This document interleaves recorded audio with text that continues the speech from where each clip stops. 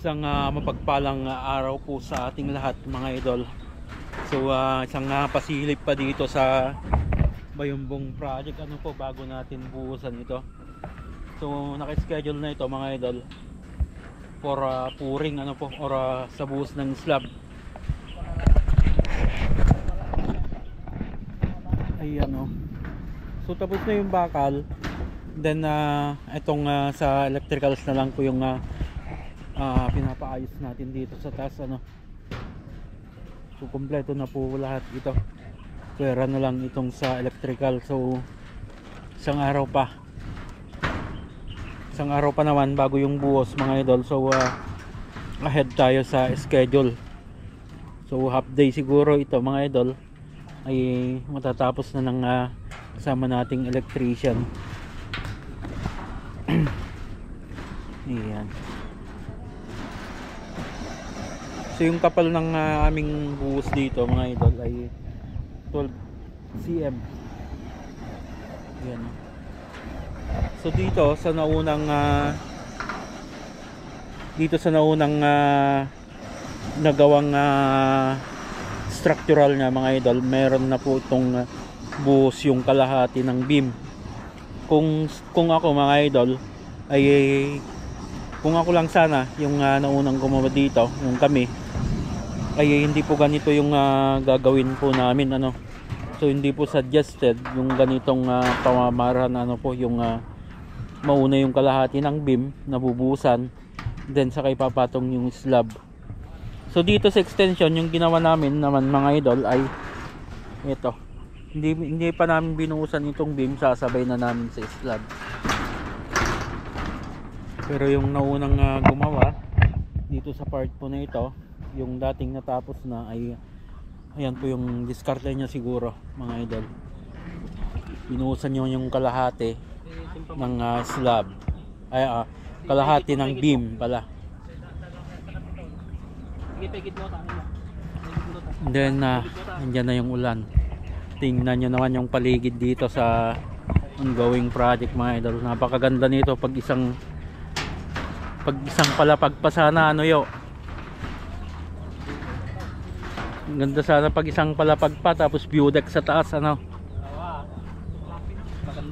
maganda Tanaw mo na yung mga tanawin. Tanaw mo lahat yung tanawin na dito pag isang palapag pa mga idol.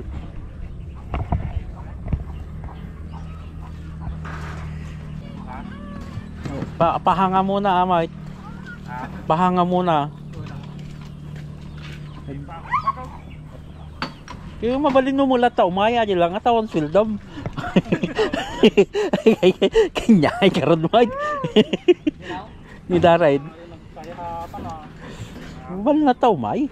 Mag-ipon ng maraming pigsa. Yaw, mating napansin ni Diato na Di ba ba ito Nakamitot na may isang aswits. Ay iso ata, nakarga na ata. Ha? Nakarga na sa ata. Ato di ba isang ikot niya Ay awan, patay ata may sagayam. Ato di patay. Nagpatinggan na banda tao, di ba ba? Mati lang malagi pa Kung ata di kumakikop dito, may na kumakot natin Hindi tayo. Nung naputay doon saan?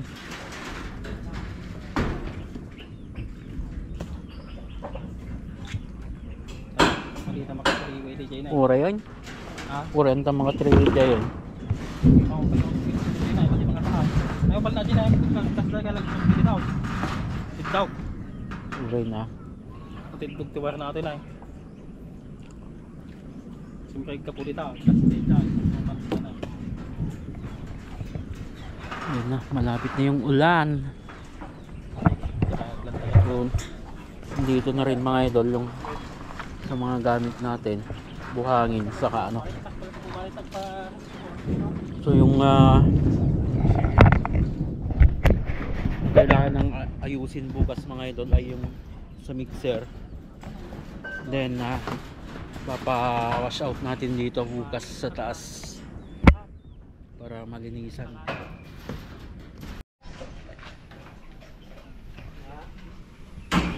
Then dito sa baba mga idol, na-check naman na po ito.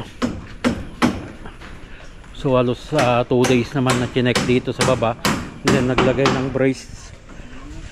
Kaya secured na.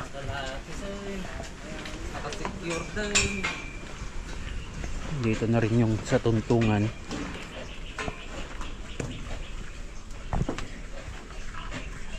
So, ayos na lahat. Ang kulang na lang mixer.